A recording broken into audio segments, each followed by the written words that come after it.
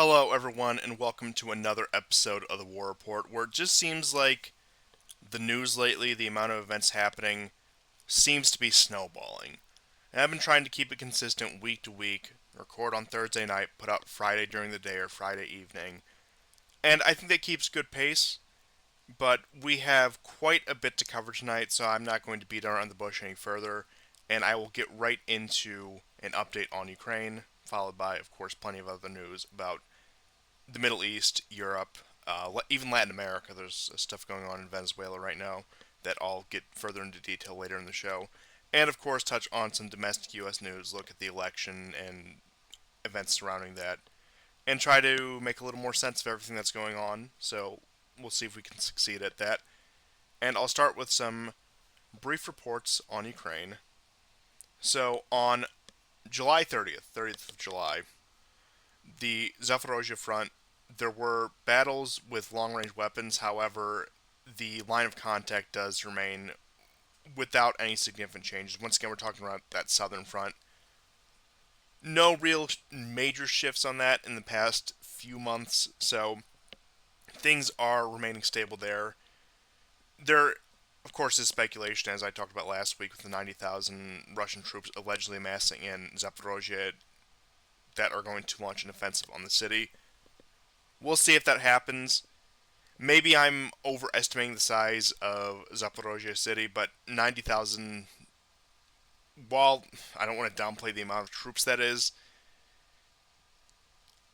in order to launch the kind of operation that the Ukrainians were fear-mongering about, I would assume there would need to be more troops, but once again, I will digress on that point for now. So to continue on with reports from July 30th, Krasnogorovka, there were parts of the city that were taken by the Russian forces, and the Russians continued their clearing operations. And there was some interesting news from Ukrainian forces actually in on that front. And this is particularly the 80th Air Assault Brigade, and they were lodging a complaint. Really, they posted a video online directed towards high command, directed towards, of course, the government, even Zelensky himself, about the removal of their commander Emil Ishukov, and they demanded that Zelensky not fire Ishkulov, and that because of that they refused to carry out the orders in Krasnogorovka because they viewed them as sending them into a meat grinder. More or less their words, if you trust the translation on the video, which, like I said, I have no reason to doubt. And of course, this was one of the brigades that also fought in Bakhmut as well, so they're no stranger to this kind of slog. They're no stranger to this kind of meat grinder. Once again, on one of the harshest fronts in this war. And to my understanding, and perhaps I don't know enough about the situation in particular with Ishkulov, their commanding officer, he didn't want to do what a lot of Ukrainian officers do and march their men headfirst into the meat grinder, and actually wanted to preserve their lives, actually wanted to make sure they could conduct the operation, complete their mission with as few casualties as possible instead of being careless with lives. So when it comes to the breakdown of morality on the Ukrainian front, you're getting more and more stories like this coming out. Now, that hasn't led to a complete lack of cohesion of the AFU. Of course, they are still a formidable fighting force. They aren't rolling over to the Russians. We are seeing ground fall at a rate we haven't seen since the beginning of this war. But, like I said, that's not bloodless. That comes at a great cost to both the Russian forces and, of course, casualties on the Ukrainian side as well. But, and I'll get into this later when it comes to some of the diplomacy and the international politics surrounding Ukraine with the loss of confidence in the war effort. But you do see more and more of these stories come up as the weeks go by. And like I said, I try to keep as many of these in perspective as possible because, once again, a lot of people who do a lot of great battlefield analysis, they do bring this up. But I think it's one of the most overlooked parts of this war in Ukraine, the fact that there are serious morale breaks within the Ukrainian forces. But I don't want to dwell on that forever, so I will continue on with some updates near Karlovka. Once again, no significant changes, but you do have some Russian advances near Yasno and also in New York or Novgorodskoye. Novgorodskoye, small advances have been taking place. I don't want to overstate it, but keep in mind it is a major logistical hub, and that's been the Russian strategy going forward in this war for the past several months, especially since the failure of the 2023 counteroffensive. Rather than laying sieges to these towns, say like they did with Bakhmut. Now, back then, of course, the situation between Russia and the PMCs, of course, mainly Wagner Group, was a much different situation where those were the kind of men who could be used. Not to downplay anything, not to be dismissive of human life here, but from the perspective of the Russian state, from the perspective of the people commanding this war, these were the more expendable lives. These were, of course, they were recruited from prisons. They were the mercenaries. They were allowed to be, and I'm sure you all remember the raging Prigozhin videos talking about how his men were undersupplied and blah blah blah. Feels like ancient history at this point, but I mean, it was just a year and a half ago. Funny to think about when you look at it that way. But since then, you've noticed a cautious Russian approach where they will cut off the supply lines and then they will use that to break morale, break positions of the Ukrainians, and drive them back. Now, sometimes you'll get these encirclements where sometimes the Ukrainians will break through or they'll be left a gap in order to fall back because sometimes it's easier to just let them fall back than to engage in the complete slog it would be to sometimes drive these troops out of their position. Of course, you do also get a number who surrender, but that's beside the point right now. Moving on to the reports on Chasiv Yar on the 30th of July, you do have the Russians continuing to improve their position in the eastern part of the town and on the flanks, but it doesn't look like there's any real breakthrough, especially with the backup at the canal. What it's looked like now. I know there's some more recent reports that I'll get into in just a moment here, but certainly there have been minor Russian gains, and in the Kharkov Oblast, the Ukrainians have moved reserves to that front, with Volchansk being the main battle on that front right now in the Kharkov Oblast. And it's been pretty frozen over. I know I talked about last week where neither side was really investing into this battle. It looks like the Ukrainians have taken that initiative. So you do have the Russians stuck on the east side of the Volcha River without really having been able to make any crossings, any major crossings yet. And moving on to some more reports from the 30th, from the 31st, excuse me. There were massive drone strikes through the night, of course, in the Kiev region, and the Russians said that they were using a new type of UAV that can launch decoy targets in large swarms. Now, that was the claim about that. I don't know how true that is, whether it be from the Russian or the Ukrainian side. The Ukrainians, in kind, had strikes in the Kursk region, which is in Russia proper, and fired attack missiles at Krasny Luch in the Lugansk People's Republic, the LPR. Moving on to Kupiansk, there is a little bit of clarification from, like I said, some of the stagnant lines that we've had recently near Zergovka, which is south of Rodnikove, and you've had the Russians retreat about 2 kilometers to the east. So there were some engagements there. The Ukrainians did make some minor gains in a counterattack on a, like I said, relatively a less important front, because I don't want to call any of these cool. I don't want to call any of these really frozen over, because it's like I said, it's a very active front line. Even if it's a few meters here and there, it this isn't something that, or a few kilometers here, that I should say. Meters, of course, undersells it. My apologies, but like I said, one of the less active parts in the line. But to move on to the Bakhmut or Artemovsk direction, you do have the Russians fully asserting control over Orlovka, Batka, Balka, excuse me, not Bodka, and the outskirts of Otoyarsky neighborhood. To continue on in the Kalinove direction, Russian troops are expanding their zone of control near Kirove and Artemove, which is near the borders of Dzerzhinsk.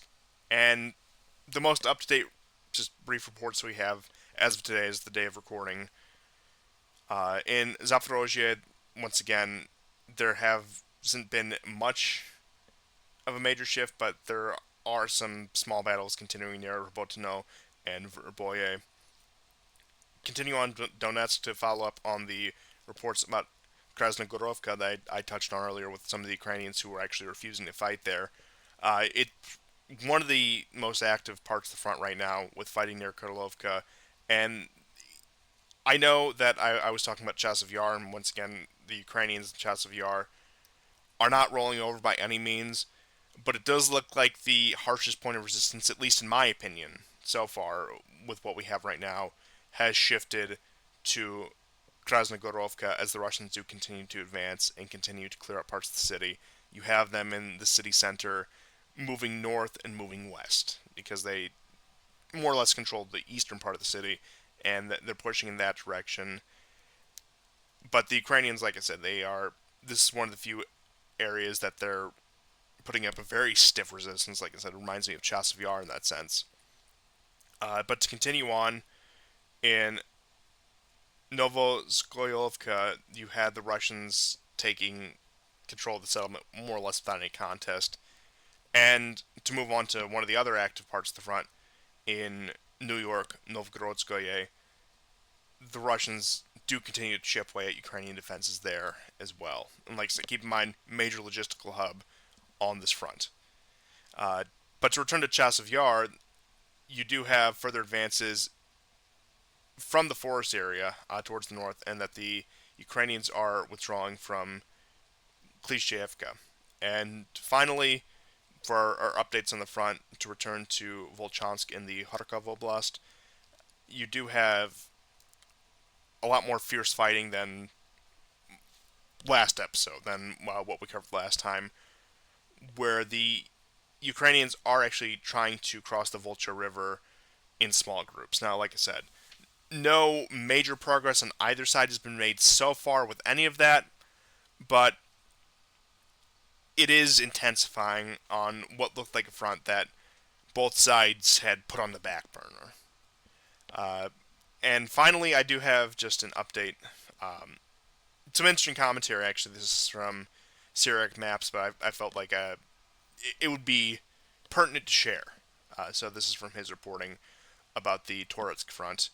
So in New York, Novgorodskoye, the Russian army does continue advancing inside the town, taking control over the quote-unquote bread plant near the Petrovsky Novgorod machine building plant. Meanwhile, Russian forces continue advancing towards the Palantimovka, taking control over new positions, and in Druzhba, on that same front, you also have Russian forces taking control over the street of Derzhinsk and Zheline, with an operation to take the Terrakan of Artem mine, and you do have Russian advances from 2 points. It coming at them from both sides really, and really what seems like a major effort from the Russians to close up that front. Like I said, I'll keep repeating it. New York, Novgorodskoye, major logistical hub for the Ukrainians for the war effort on that front. So it's been probably one of the top Russian priorities in the past several weeks to actually take that city, to cut it off, and to cut off the supply lines. Because to return to what we were discussing earlier, rather than commit to these urban slogs, not that they aren't happening. Of course, there is fighting within the cities, within the settlements, within the towns. But rather than committing to the kind of urban slogs that one may have expected, it's much more of an attritional war, returning to that model, cutting off the supply lines. But in that vein, I do want to share some comments from I don't even know what words to use to describe this man. Of course, that is Julian Ropkoi, Jihadi Julian. I'm sure you all remember him back in the good old days. Despair has completely set in on his end, saying that the Russian army will advance on Kiev in 2 years at the current rate of advance. And he brought up in particular the Pokrov sector, and I quote, I remember that only 4 months ago people were laughing at this rate. The Russian army would not reach Kiev for another 30 years. At the current rate of advance, the Russian army will reach Kiev in 2 years. Purely theoretical, of course. But I suppose, depending on your point of view, Ropkoi descending into despair about such a thing is a positive sign. Like I said, depending on what view you take in this, but I do think that I would say I find some entertainment in his complaining about this and his pessimistic assessment of the Ukrainian side, considering his history, considering what kind of man this is and what we know about him and the kind of people that he's advocated for in the past. But like I said, we will not focus too much on Jihadi Julian. We'll leave him in in the background where he belongs, to be forgotten. But to move on to some of the U.S. aid packages arriving to Ukraine and some of the Western aid being delivered to Ukraine, is that we finally have our first F-16s arriving in Ukraine. Now, it turns out when they got there, there are only 3 qualified pilots in the Ukrainian armed forces to operate these in combat. And there were some trolls you saw flying over in Lvov. There was some video of the one of the F-16s flying, but so far, after 18 months of promising of F-16s, promising of more substantial air power to the Ukrainians, training of pilots, etc., etc., the best they have to deliver right now with the current front is 3 pilots for what is a last generation aircraft. Don't get me wrong, the F-16 is a very fine aircraft, and some might even argue it's better than some of its successors, such as the F-35. But at this point, I'm far from the only person to point this out. It's simply not going to make a difference. There is nothing they can do in that regard that would shift the front. They would need magnitudes more of what they have right now, both in terms of actual aircraft provided and in terms of qualified personnel to operate and maintain these aircraft. This is, in my opinion, a dumping off program for the Pentagon and, of course, other Western militaries to get rid of the quote-unquote outdated equipment. You do see this actually on the domestic front as well within the United States, where part of the uptick of SWAT teams in the past few decades is that the military sells off their surplus, sells off their quote-unquote outdated equipment to police departments within the U.S., and of course, they also sell it to interior forces and police departments to other Western countries, and of course, they also give out the military aid to other countries as well. Saudi Arabia was a big recipient of a lot of these, of a lot of the last-gen weapons. And you also look at a lot of the NATO countries as well. I remember before the discussion of F-16s even going to Ukraine, hell, it might have even been before the Ukrainian war at this rate, it might be 2021, there was talks of Croatia receiving the F-16. Turkey, in its constant back and forth and its constant hardball negotiations with NATO, demanded F-16s in place of the F-35 having been excluded from the F-35 program. But in terms of, like I said, their hardball negotiation with NATO and the United States, particularly over military aid, they demanded the F-16s. And I guess we've lost all our bargaining power over Turkey, which is not good with the position they find themselves in. And it, especially with how much Turkey is wavering on its, let's say, quote-unquote, friendship with the West. Even beyond its regular hardball negotiations, even beyond its normal, let's just say, stubborn personality when it comes to playing East and West, there does seem to be a bit more of a fissure this time between the Turkey and the West.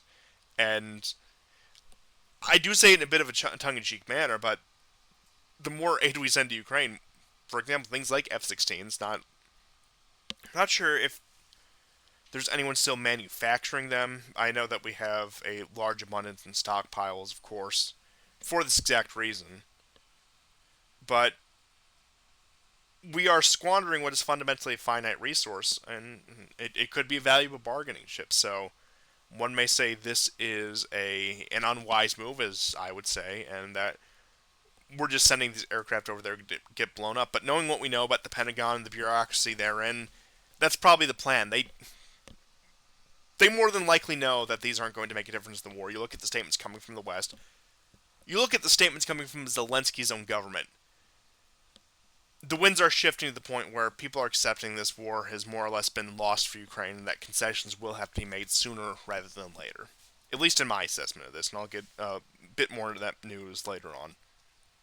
But I do think, like I said, this is a Pentagon scheme to dump off outdated equipment, dump off supplies that they no longer want or need, or are messing with the budgets or logistics. Once again, the Pentagon has a very peculiar bureaucracy, and also a uniquely frustrating one for anyone who you've ever talked to has worked for the Pentagon. One of my favorite bit of commentaries on it, I think it was actually Douglas McGregor said that it's as if there's a machine that scrambles everyone's brainwaves commuting into Washington from Maryland and Northern Virginia, especially those going to the Pentagon, and that the source of it is actually in the Pentagon, and that it just fries everyone's critical thinking capabilities the minute they set foot in Washington, D.C., which honestly is the way it feels like this country is being run right now, and I'm sure I'm not the only one to say that. That does feel like there's simply a lack of critical thinking from anyone in any position of power or influence when it comes to making these decisions. Even the people who are more reasonable seem to lack real forethought or, once again, any deeper insight on the issue. And the people who are sane about these issues are pushed to the side or worse in some cases, but I digress on that. I'll get into some more news about the aid we've been giving to Ukraine, the wonderful aid. Now, it was the Ukrainian financial minister, Marchenko, coming out and saying that Ukraine is going to need another $12 to $15 billion worth of aid in order to sustain the war effort because they expect it to continue into 2025. On the other hand, the most recent aid package to Ukraine from the United States is worth $200 million. A pittance compared to the previous aid packages that we have given, even with the holdup in Congress, even with the dispute over the border and once again trying to roll these all into an omnibus bill in order to get all these passed. Like I said, they eventually caved, they eventually approved the aid, but this most recent package is quite pitiful compared to what one may remember back in the early days of the war in 2022. So, to detail what was there, it includes interceptor missiles, HIMARS, artillery munitions, and this was announced by John Kirby on July 29th. And this also includes mortar shells and munitions for Javelin systems and other anti-tank systems, according to Kirby and other U.S. officials. And moving on from that, when it comes to Western aid within Ukraine, according to the Russian envoy to the UN, he has said that the way the Russians are going to conduct themselves from this point on, that U.S. and other Western countries, with their instructors and their military advisors, they're going to now be considered legitimate targets for the Russian Air Force. And I don't think this is anything new. I think this is more just a formalization, more saber-rattling based on previous policy, because once again, you can go through the number of examples we've seen so far since the start of this war about Western officers, NATO trainers, and associates being casualties in this war, captured or disappearing without a trace. The most recent example being 18 British Special Forces unit in Odessa who were killed in a Russian airstrike about 10 days ago, if I have my numbers right. And you have, as a result of this, I mean, this goes back to June, but it takes on more relevance, that within Europe, you have Fidesz in Hungary, the Freedom Party in Austria, and the Czech Action of Dissatisfied Citizens, what they call their party. Of course, they're trying to form a new wing within European politics called the Patriots of Europe, and if this does succeed, it will be the third largest alliance in the European Union. Looks well, I should say if the coalition holds, it will be the third largest alliance in Europe. And the reason I bring this up is not to bring up just some soliloquy about Euro- European parliamentary politics, but Hungary has outright said that it will not send any advisors or participate in any training programs of Ukrainian forces in collaboration with NATO or, in fact, at all. Austria, although not a NATO member, has said that it's less than willing to go along with these kind of programs. And, I mean, the Czech Republic, you have Pavel in power right now, so he was one of the former top brass in NATO, so he's all on board with this. But he has been making some interesting statements that I'll get into in just a moment when I shift over to some more European news. But also Slovakia, Robert Fico refused to participate in these programs. So, like I said, you're getting less and less confidence within NATO, within these various NATO states, in participating in these programs. Like I said, the Russians have declared more or less open season on Western military advisors. Now, like I said, it's nothing new.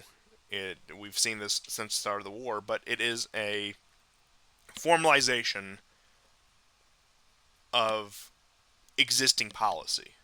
In which case, some may view that as an escalation. I certainly view it as an escalation if they're willing to outright say it rather than saying they just so happen to be in the wrong place at the wrong time because they're in a war zone. They're saying, no, this is fair game, and that if they're there, they're there, and we're going to treat them as we treat a Ukrainian enemy combatant, which was really the inevitable outcome of all of this. Now, I don't think that the West did this in order to force some sort of Article 5 situation, because I think if they wanted to, they've had more than enough situations they could have spun in order to do that.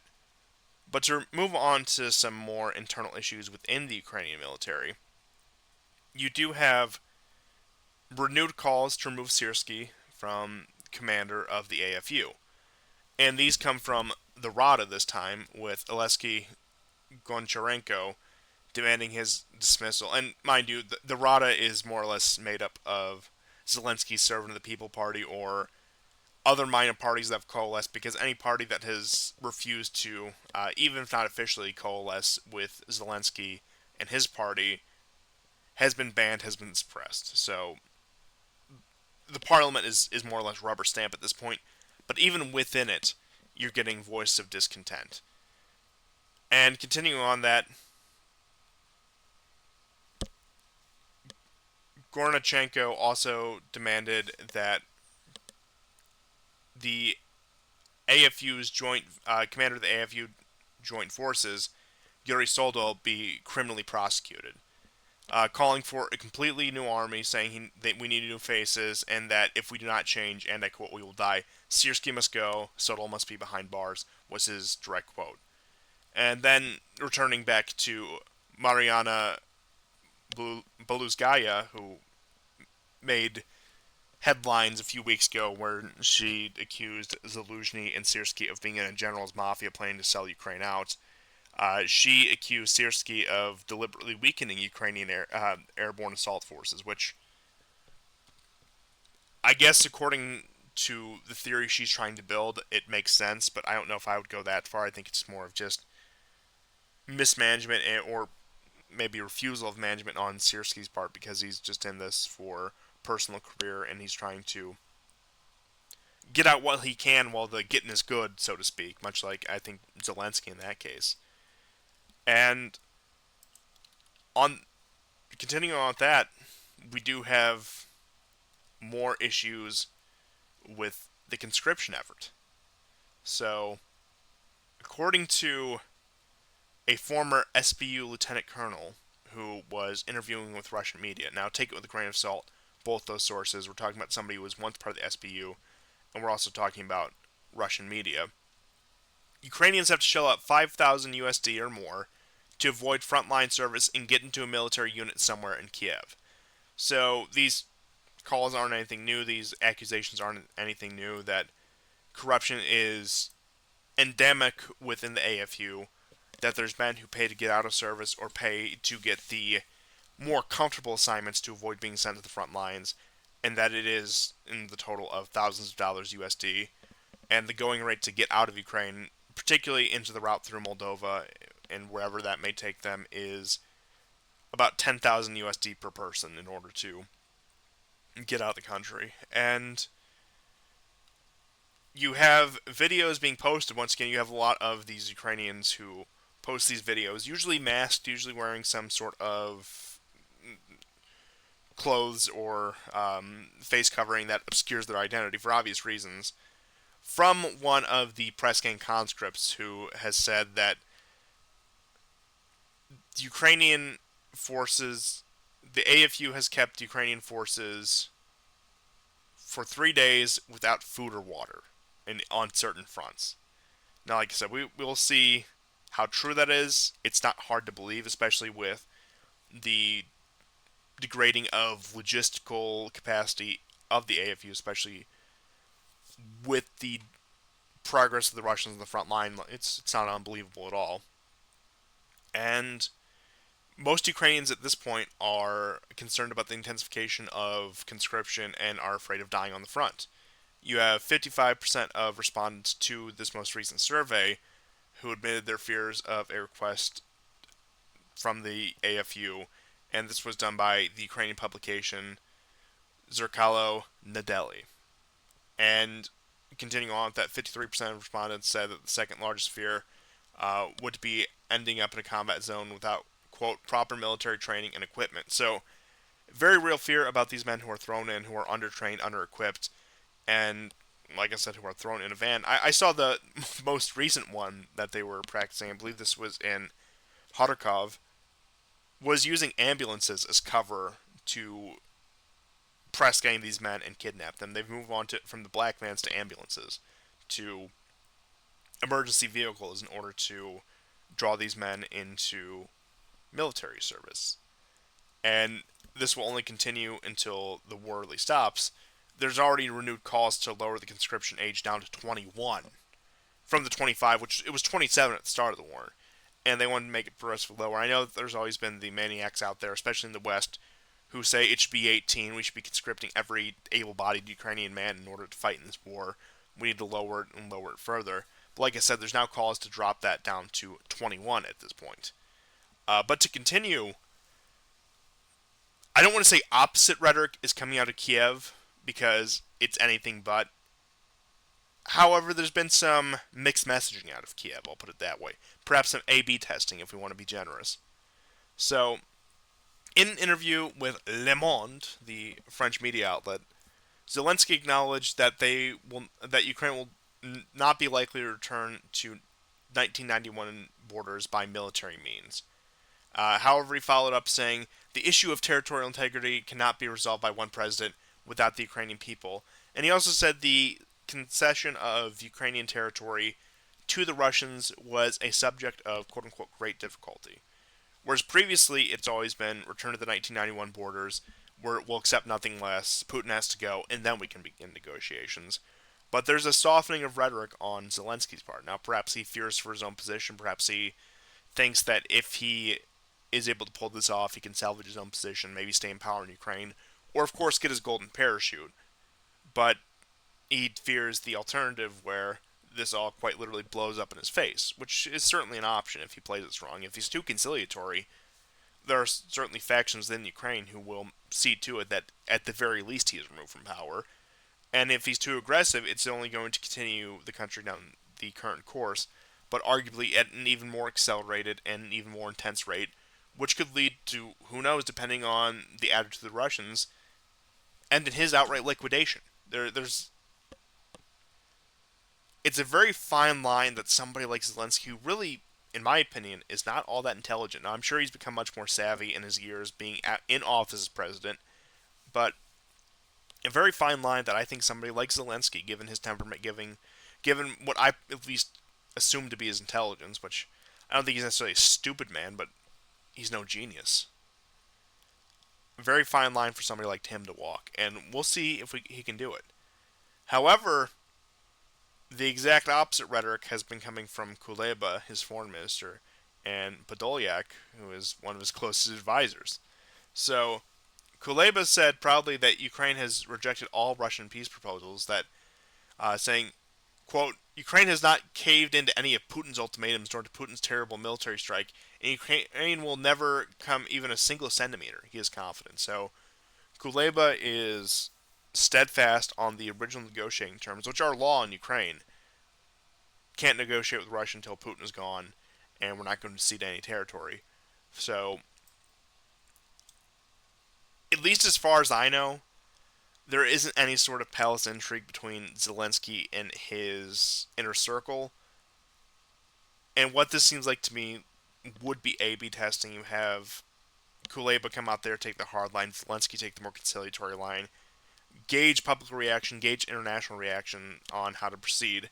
But then Podolyak outdoes them all, saying that agreement with Russia is a deal with the devil, and that it's, or I should say more accurately, what he said will be tantamount to making a deal with the devil, and that he thinks that any truce, any ceasefire, would just be an excuse for the Russians to rearm and to reorganize, much like Ukrainians would. Of course, the premise of the ceasefire is that neither side would, but with the full understanding that both sides will.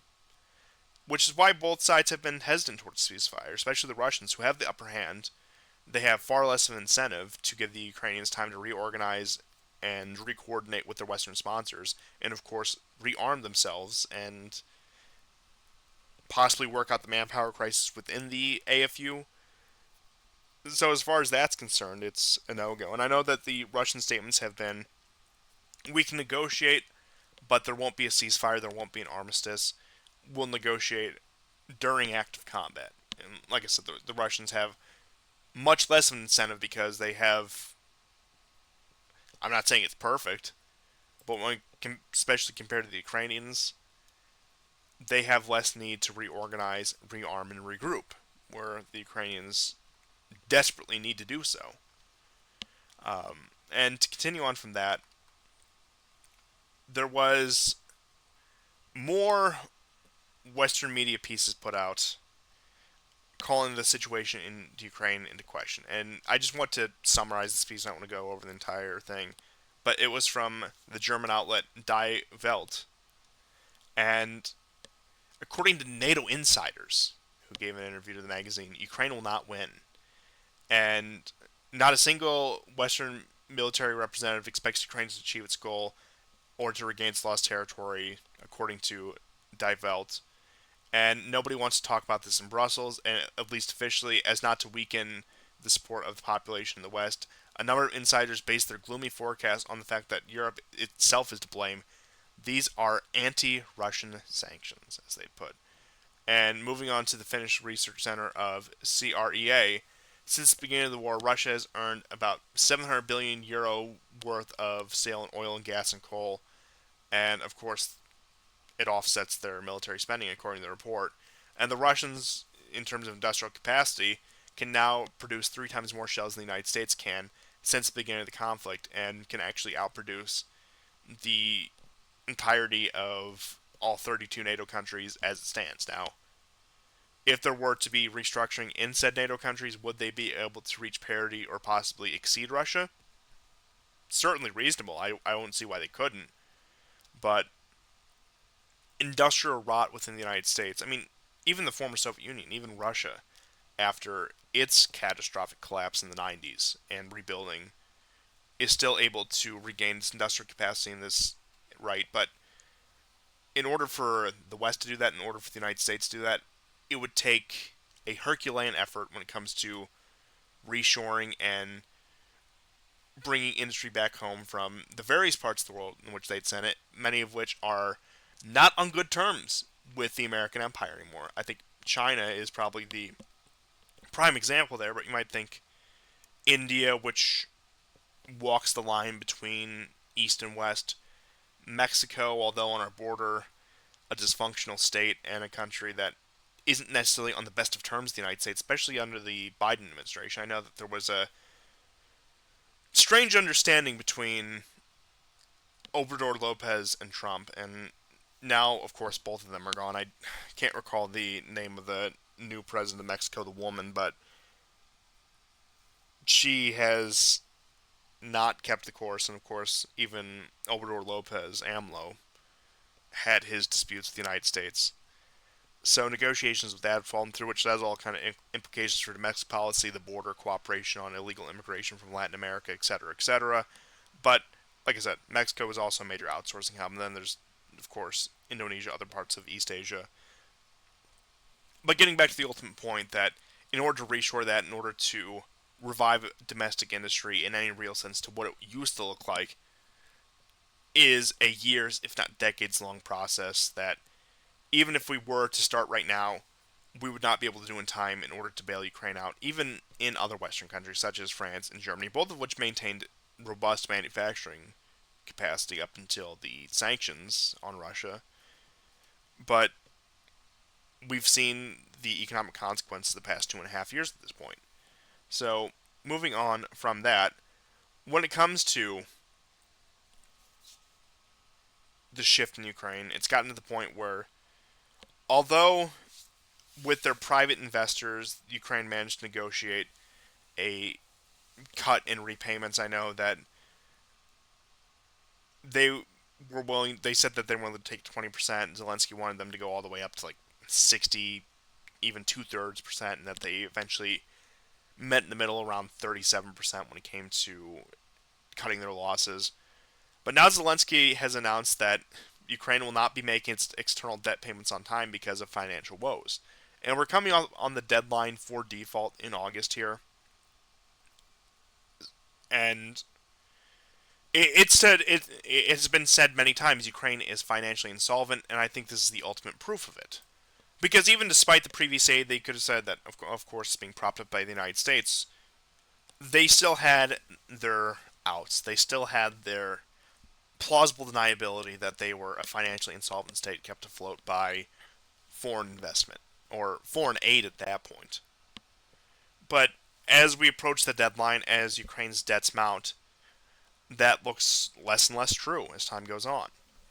And I think going back to the question of negotiating, that's probably one of the big ones, the fact that Ukraine simply cannot afford this war. However, and Colonel Douglas McGregor, not to reference him too much, also pointed this out in an interview, many people thought at the beginning of World War One, of course the war can't last as long because nobody can afford to fight a war that long. But I think we've seen over the past 100 years of perpetual debt and countries going deeper and deeper into debt, and just the financial wizardry that's taken grasp of the world, that these things can be rearranged. Now, as American global economic power declines, as it wanes, that might be less possible, especially with the rise of alternate economic blocks. I'm not saying that BRICS is going to overtake the world anytime soon, but point being is, they are an alternative economic bloc to what was previously the economic hegemony of the United States and the American empire, and of course its various clients, which is a game changer when it comes to debts, when it comes to who can call this off and who can call that off. And I know that Ukraine is firmly plugged into Western finance, the American empire's financial system, but I mean, the United States itself just crossed $35 trillion in debt. And we're reaching the point where, I mean, interest payments are spiraling out of control in that, and people are speculating about, will America default in the next 10 years? Will it be the next 5 years? And like I said, I think that depends on a lot of what America managed to do over the next 10 years in terms of its empire, because it's been able to rack up these massive debts with no consequences because it was the top dog. It was the country that controlled the financial system. And now that you have rival blocs, BRICS in particular, but of course, it's not only BRICS, it's not the, or I mean, like even the individual countries in BRICS, when we talk about China, when we talk about Russia, but point being is when you have these countries forming an alternative economic system, and we'll see how much different it is when the things finally play out. I'm not saying BRICS is some alliance of untouchable, morally upright nations. They're a power block in and of themselves. Now, perhaps they might be more beneficial to one country than another, but I mean that's the nature of global politics. That's how it's been since the beginning. That's how all of this works. It's a matter of weighing the interests, weighing the pros and cons, and looking at, from my perspective, which is more advantageous. And I'm not saying that sound like a complete mercenary. I do have my principle. I do think there is a place for it, standing up for your principles, even when it comes to global politics. But when it comes to the fate of a lot of these, especially medium-sized nations, these up and coming nations, there is a way out. And like I said, I don't think that they fully put their trust in Russia, China, etc., or India, whatever. But they do see them as a valuable counterbalance. And of course, for the countries that have been sanctioned, they see them as a lifeline. Love them or hate them, and or regardless of their opinions on these countries, it's a lifeline. And the Russians, the Chinese, the Indians. I mean, I know the acronym is BRICS, but and Brazil has waffled back and forth when it comes to position. But point being is these countries offer an alternative, and I imagine, especially if the American empire continues to act the way it does and function the way it does and fall into the kind of decline that it does, these blocks and other rival blocks will only increase in power just out of sheer necessity, just out of sheer desire to have some sort of international order and stability. But on that note, you do notice that Modi is traveling to Ukraine and is set to visit at the end of August. And this is after, of course, Kuleba's visit with China. So you do have BRICS becoming more involved in Ukraine itself, which some might say is a sign that the conflict is winding down. Of course, Russia itself hasn't beyond the attempts at negotiation, but when it comes to the other BRICS member states, that they're meeting with Ukraine, they're trying to discuss a pathway to peace. And to return to the article I read last week about U.S., Russian, and Turkish officials meeting to discuss options for Ukraine, to discuss the future of Ukraine, it does really play into this. I do think that a lot of these other BRICS states are, despite their alignment with Russia, are going to Ukraine, putting their word in, and trying to forge a future that, of course, is favorable for their interests. And I think the fact that Zelensky's even courting these types and even allowing these types to visit or sending Kuleba to China and engaging these kind of diplomatic actions shows that there is an understanding in Kiev, despite the bluster, that this war is lost, that some sort of concession is going to have to be made, and that even despite the outrage of the Banderites and the outrage of the more hardline factions within the country, something has to give at this point, and it looks like we finally reached that. And like I think Zelensky's comments on the debt just reek of desperation. I don't really think there's any other way around that. And even when it comes to, of course, the main Ukrainian sponsor of this war, although there hasn't been any direct talks in that regard between the U.S. and Russia vis-a-vis Ukraine, there were some prisoner exchanges that were authorized today. So from this, the Americans finally got Evan Gershkovich and Paul Whelan, the journalist and the Marine, separate instances who were being held by the Russians on accusations, of course, spying for the United States. Whereas the Russians did manage to secure 8 Russian nationals who were detained, including 2 minors who were detained in NATO country. I know one of them was charged with war crimes because apparently something he did in Chechnya back in like the 90s. Apparently, I think the charge was extrajudicial execution. Some of these other ones were, I think, some level of intelligence officers. But point being is, the way it came out, it looked like a lopsided trade. Biden actually did give a press conference on this. Somebody asked him about U.S.-Russian relations. He was as lucid as ever. We all know Biden is in peak mental condition right now. In response to the question about the improvement of U.S.-Russian relations, he said, and I quote, "To your lips, to God's ears." So this is Biden in his lame duck term. I'm sure that we'll see more of this, and that he'll provide us plenty of more sound bites and interesting moments in his last, let's see, at this point, 5.5 months in office. So we'll see if anything really comes of that. And I think that'll be more relevant as we get into some news about the Middle East. But to move on briefly to some European news, more of the economic war on Europe, from particularly Brussels itself and Washington as well, the American Empire. And there's been a dispute between Ukrainian poultry companies, particularly the main one, MHP, and individual European states, with the EU actually leaning on the side of course, the Ukrainian poultry company. So the EU is easing trade restrictions and, of course, sending subsidies even to this Ukrainian poultry company at the expense of several smaller poultry farmers across Europe, and particularly Eastern Europe. I know that there's been outrage about this in Poland, Hungary, Slovakia, like I said, the countries that border Ukraine. Much like the grain deal, they lost out on that. And it's undercutting their prices, and it is eroding the domestic economic base of the European Union once again, like we saw with the grain. And remember, the grain was contaminated, not meet EU standards. This is all the way back in 2023. And that a lot of where MHP's bargaining power came from this, the reason why they dominate the poultry industry in Ukraine, is because even into the lead up to the war, there were mass sell-offs of land as people were leaving the country, as Ukraine's economic situation did not improve, and it got bought up by them.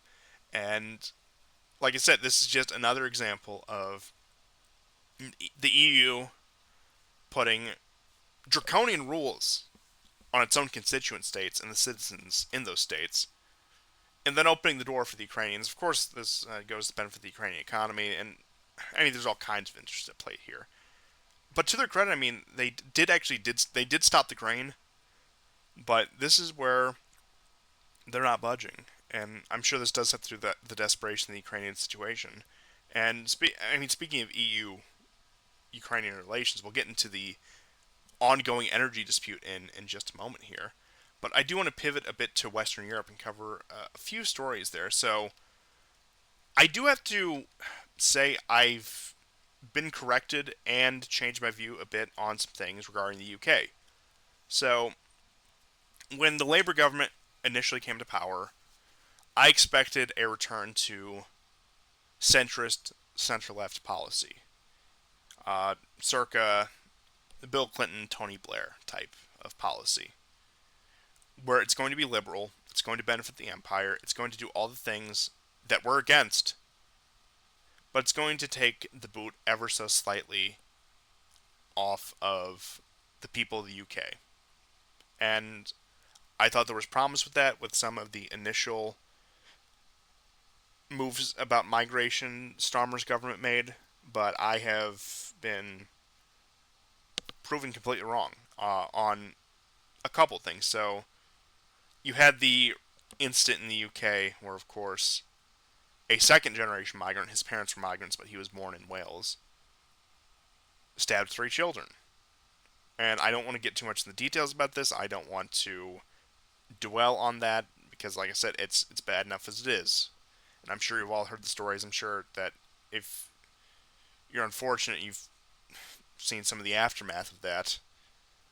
But when these kind of events usually happen, the liberal media, the regime, come out and say, oh, everyone needs to calm down, don't look back in anger. I'm sure you all remember that one. And the right has some brief surge of anger that never really amounts to anything. But this time, in the city that it happened, there have actually been ongoing riots for days. And I know that Starmer is supposed to address these to Parliament, I believe, tonight as I'm recording August 1st. And I'll follow up on his statements if they're anything substantial. But in terms of both my assessment that there might be an easing of pressure on the populations of places like the UK and places like Western Europe as they put in these more regimes to rein it in, as it were. I was wrong about that, and I've also said previously that I am most pessimistic about the Anglosphere when it comes to these kind of issues going forward. And we'll see what happens with this unrest within the UK. But I did not expect this kind of reaction from the UK. And I'm going to choose my words very carefully here because I know that this is a very controversial topic and I don't want to put myself in any hot water. I'll fully admit that. But uh, there is a spirit of resistance, even lashing out, that I would not have expected from the Anglosphere and would have expected to much more see in continental Europe. I'll just put it that way. But moving on to continental Europe, I don't want to dwell on this one too long either with France. But I'm not going to relitigate the Olympic opening ceremony. I'm sure everyone saw it. It was clownish. It was disgusting. It was all those things. The backlash was so much worldwide that they had to back down and they had to issue their mealy-mouthed apology and say, "Oh, sorry, we didn't mean to offend anyone." Blah blah blah blah blah. But moving on from that, of course, this is what Macron is using as an excuse, this big public spectacle, in order to stave off forming a government in the light of the recent French election, saying he doesn't want to appoint a new prime minister until all of this is over so we can get all the spectacle and ceremony out of the way. Once again, off to a great start with that. I know that there's been some contamination issues with some of the rivers that they wanted to use for some of the swimming competitions, so there's that as well. I mean, as usual, once again, with that, the conditions that the visiting athletes are being kept in, not that they're ever really good, but from what I hear, it's bad even by their standards. And I think what topped it all off was the night before the opening ceremony was the disruption on the rail lines. So it's largely agreed upon that this was some sort of sabotage by somebody.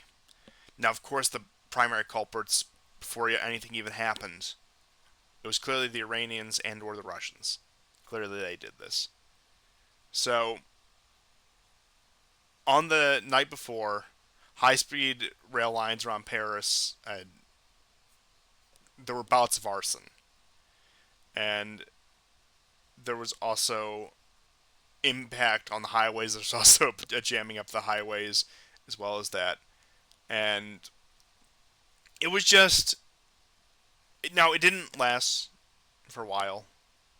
It didn't last that long, I should say. It only lasted a little while when it came to the delays in public transportation. But it was embarrassing, to say the least. And there were 3 train stations in Paris that were blocked on Friday morning, last Friday morning. And that by 9 a.m., the trains were able to actually depart to the west using regular lines instead of the high-speed lines. And it took through the weekend to actually repair these. And like I said, this was amid the remarks that these were going to be the safest Olympics yet. But also the reports of, I know I talked about last week, where there was a rash of street crime in Paris in the lead up to this. So this is Macron's big play at prestige. This is his power play at France's reputation, and it's off to a great start. And what can I say?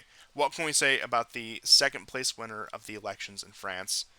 More than well deserved. I'm glad that he's serving out the rest of his term until 2027, and I'm glad that he'll be able to form a functional government in the parliament after this magnanimous event is over, and that he hasn't made it into even more of a mockery than it was, say, last time with the COVID restrictions. Or, I mean, even the Brazilians had less scandals than this, because I don't know.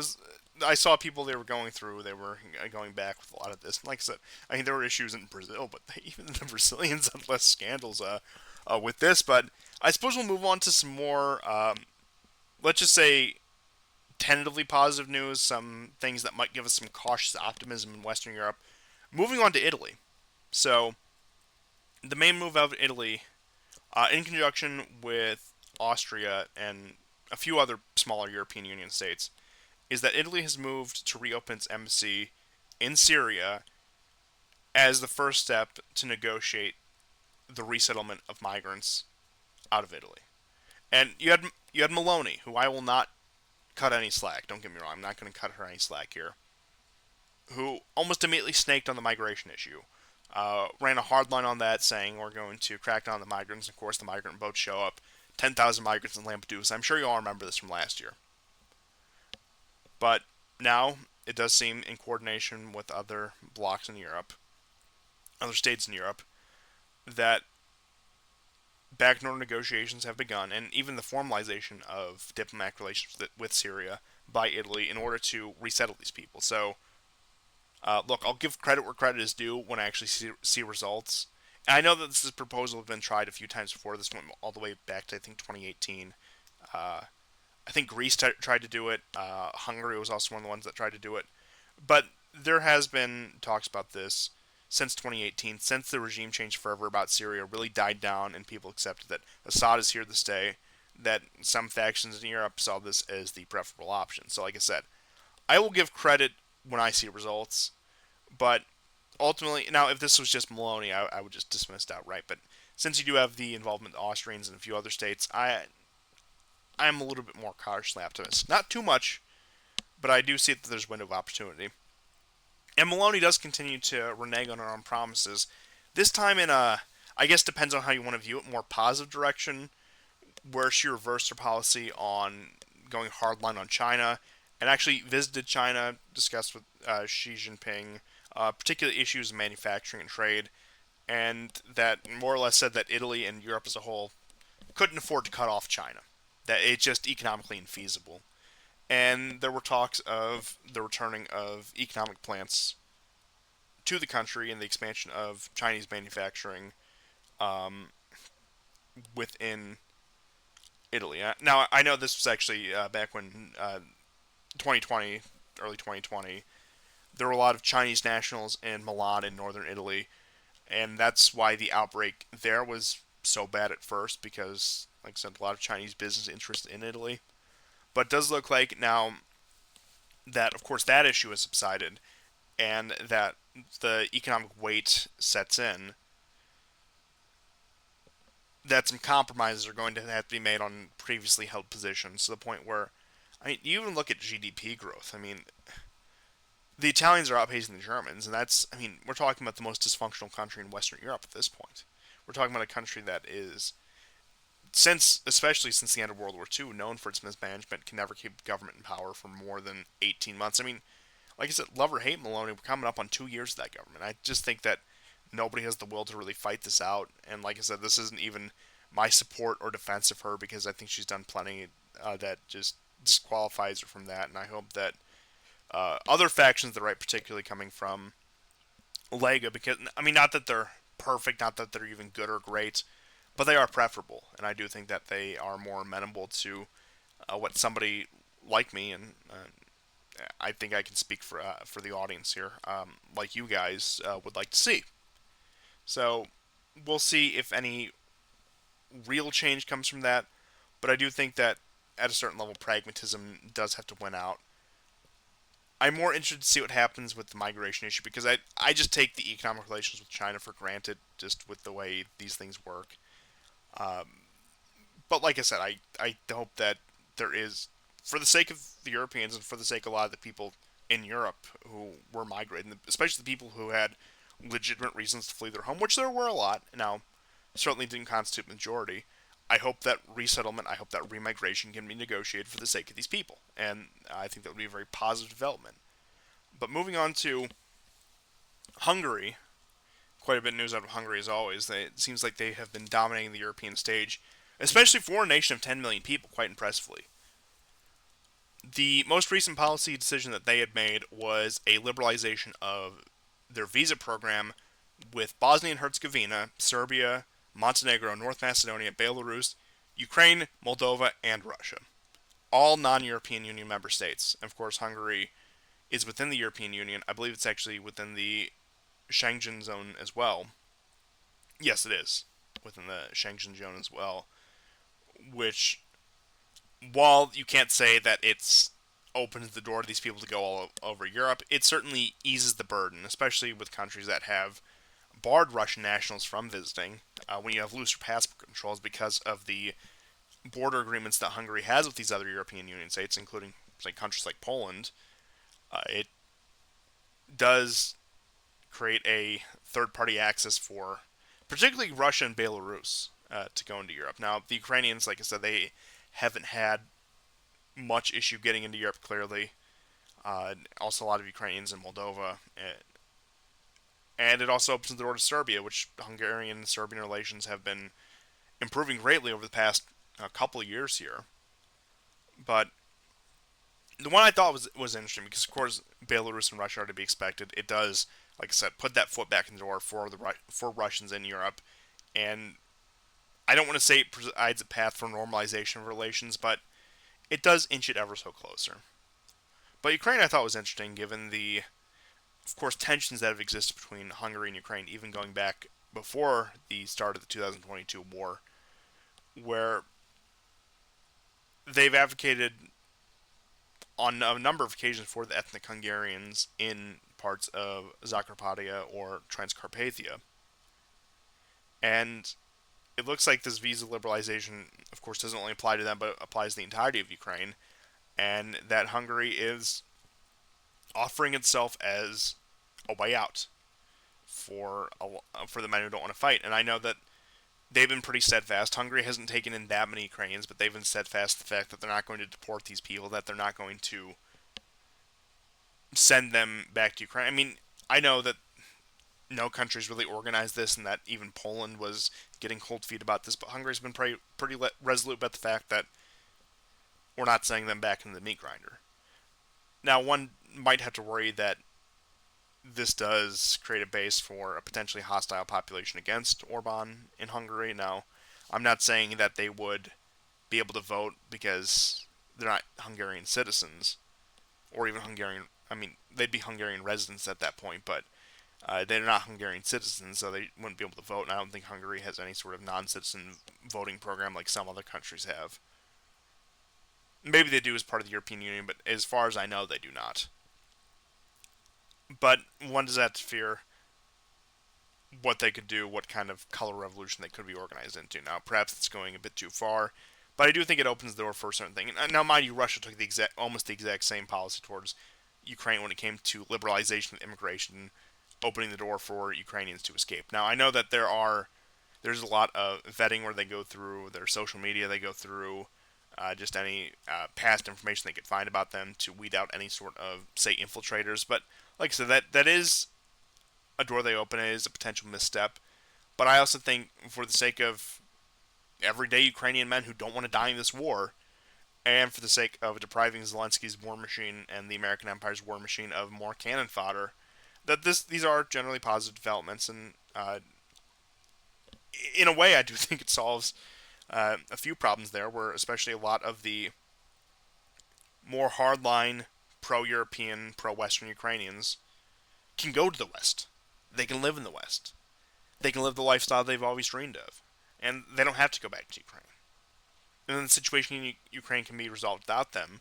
The worst that they'll be is just a vocal diaspora with very strong ethnic politics, but I mean, who knows how it would shift the demographics of that country, and how many Ukrainian nationalists would actually stick with their sinking ship as they have an out. And I know that Ukrainians have had plenty of options to go to Europe, but this gives them even more options. So we could see some interesting events occur because of the visa liberalization. And while it might be uncharacteristic of a country like Hungary, I do think it does present some interesting possibilities, and I can somewhat understand why the Orban government did it, especially with Serbia, and also it was a no-brainer to do it with Russia when it comes to Hungarian-Russian relations, with the attempts to reintegrate them into Europe. So, like I said, that was to be expected.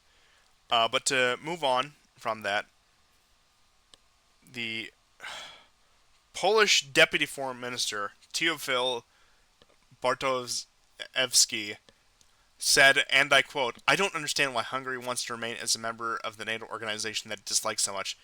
This is certainly an anti-European, anti-Ukrainian, anti-Polish policy of Hungary." So Poland and Hungary once nations that were very friendly with each other, especially back when Law and Justice was in party in Poland, and before this war started. Very, the stalwarts against migration, the based Poland, based Hungary. I'm sure you all remember that from 2018, 2019.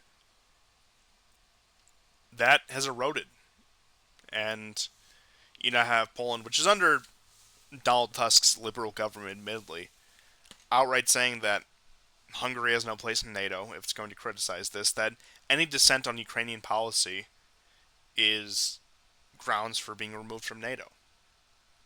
In which, I mean, you listen to the Hungarian position just articulated by their government, which, in my opinion, not to be too much of a quote-unquote shill for Hungary, but you listen to the opinion articulated by their government time and again, they do want to be under the Western security umbrella.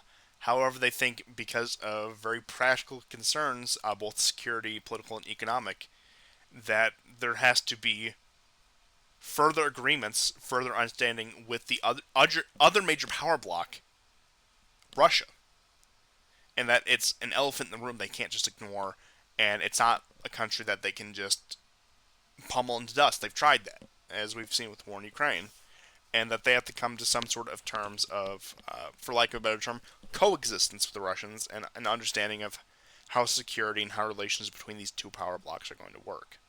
And like I said, if NATO should exist, I think that's a perfectly reasonable position for the Hungarians to take. Or if some other, let's just say, pan-European security infrastructure is going to work, I think that's a perfectly reasonable position. That Hungary wants the Western security umbrella, but it also doesn't want to be like Ukraine and take the advice of George Soros and march in the meat grinder with it. That it's, if we're to believe what NATO says, if we're to hold them to their own standards, it's an organization of peace to prevent war. And I would argue, as we've seen from Orban, as we've seen from Peter Szijjártó, that in order to prevent war, you have to have robust diplomacy with powers you could potentially go to war with. Like I said, I think that's a perfectly reasonable position on all of this. And if it were given a fair shake, not to advocate too much for the vaunted marketplace of ideas, because I don't trust the masses that much these days anymore, I think you could convince a lot of people in that regard. But to continue on with some of that news out of Hungary, there is the ongoing energy dispute. I mean, actually, before that, this does relate back to Ukraine, so I did want to bring this up before I get too far into the question of the energy dispute. So, Petr Pavel, the president of the Czech Republic, once again, former NATO top brass, said that he believes Beijing should play the role it would quote-unquote like to play in regards to Ukraine in relations to Europe. It would mean an influence of a major global player on Russia. But if China does not do this, Russia will try to gain advantages for itself, whether on the battlefield or in the field of international politics, he is convinced. So, you do have a moment of clarity from somebody like Peter Pavel, who you would expect to be one of the most hardline shills for something like this. And like I said, he has been pro-Ukraine. He's the one who's been trying to organize the 800,000 artillery rounds to Ukraine, buying them from various arms bazaars across the Middle East and Africa. But he does make an interesting point, and I think a point that will sell well in Europe, especially the people who are more averse to supporting the Ukrainian conflict. That is, we can't alienate China as well because they're a major power bloc. And the more we alienate China, the closer they get to Russia. And if we're to follow Pavel's logic of Russia as a force that must be opposed, why are we lumping China in with that when we could potentially turn them? Now, I think that breaking the current relationship between Russia and China is nigh impossible. But ultimately, like I said, you have Meloni traveling to China. You have, and mind you, Meloni's main thing when she was campaigning is saying that Russia has to go down because it's too close to China, and that's why we have to support Ukraine to knock Russia down a peg, which distances itself from China. So it does make you wonder what's Meloni's Ukraine policy going to look like going into the future. And like I said, not to put too much stock in Meloni, but just looking at what these people say and what the real meaning is once you dig a little deeper into it. But nonetheless, interesting comments from Pavel on that. But to move on to probably the main news out of Europe, which is the energy dispute. So, as Ukraine keeps the Druzhba pipeline closed, Slovakia threatens its diesel supply. It threatens Ukraine's diesel supply. And with that, food prices would be expected to rise about 10% in Ukraine. And it came out that the Ukrainians are not willing to restore the transit of Russian oil to Hungary and Slovakia. And that, according to Robert Fico, um, what was said by Ukrainian Prime Minister Denis Shmyhal, hopefully I pronounced that right, the sanctions imposed by the National Security and Defense Council of Ukraine do not pose a threat to the energy security of Slovakia and Europe as a whole. So that's Fico's recount of what was told to him by Shmyhal, who was the Prime Minister of Ukraine. So Ukraine is not budging on that. And we'll see if both Slovakia and Hungary continue through with their threats to cut off Ukraine from their energy grid. Because you have, once again, Slovakia threatening the supply of diesel. You have both Hungary and Slovakia threatening to cut Ukraine off from the power grid, while its own native power grid has been under siege from the Russians. What hasn't been destroyed has been captured, really, at this point, and that a lot of the strikes on infrastructure has led to rolling brownouts and blackouts throughout the country of Ukraine as we speak. But the issue does become more urgent, and I do expect an upping of the ante as we continue on with this, because according to the administration of Orban, according to statements put out by his office, the issue of oil transit from the Russian Federation through Ukraine must be resolved before September, otherwise Hungary faces a fuel shortage. Now, Peter Szijjártó took it a step further, Hungary's foreign minister, saying that the blocking of oil supplies was invented by Brussels, not Kiev. And to quote him fully, more than a week has passed and the European Commission has done nothing. There are only two options. Either the European Commission is too weak to force a candidate country, Ukraine, to expect the fundamental interests of two EU member states, or the whole thing was invented not in Kiev but in Brussels, and that it's not the Ukrainian government but the European Commission that wants to blackmail the two pro-peace countries. So, I know this theory was floated around when this first started, but I think that it is probably the most likely answer here, that Brussels, the EU, wants to clamp down on these two renegade states that are seemingly making very good points, that they have tried other punitive measures against but haven't seemed to work. So they're going straight for the jugular, and that they are leaning on Ukraine to cut off energy supplies to Hungary and Slovakia in order to punish them for their insolence. In which case, like I said, it's Hungary and Slovakia, if we're to believe the bluster, have that trump card, in which case they should pull it. If Ukraine is not going to continue the transportation of oil through the Druzhba pipeline, in order to maintain any sort of bargaining power that they have to pull it. And they have no choice. Now is not time for cold feet. It's time to live up to their words. And, I mean, both Orban and Fico have done that. They have both been pretty steadfast in both word and action, but it's time to, where push is really coming to shove, it's time to say no. It's time to cut Ukraine off, regardless of the consequence that brings from the European Union, because you're already suffering the European Union consequences indirectly, so you need to drive the hardest bargain of your lives. And that's what needs to happen if this pro-peace faction that they advertise is to be taken seriously. But, like I said, we'll see how that plays out. I'm hoping that there's some sort of resolution in their favor, because they are beacons of sanity in Europe, and that has the potential to spill over. Might seem like a stupid statement on my part, but no, it does have the potential to spill over, especially as the situation in Ukraine looks less and less favorable. And I don't want to give a potential Trump administration too much credit, but as the position in Washington looks more and more amenable to some sort of brokered peace in Ukraine. Now, moving on to Israel. where else to begin than the most Israeli story I think I have ever heard? Now, this was on, I believe it was Monday night, maybe a little earlier, but earlier in the week.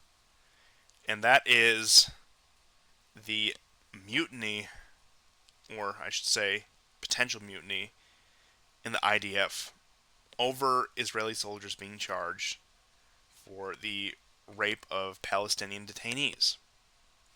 Now, what is happening right now is IDF forces. I don't mean to laugh.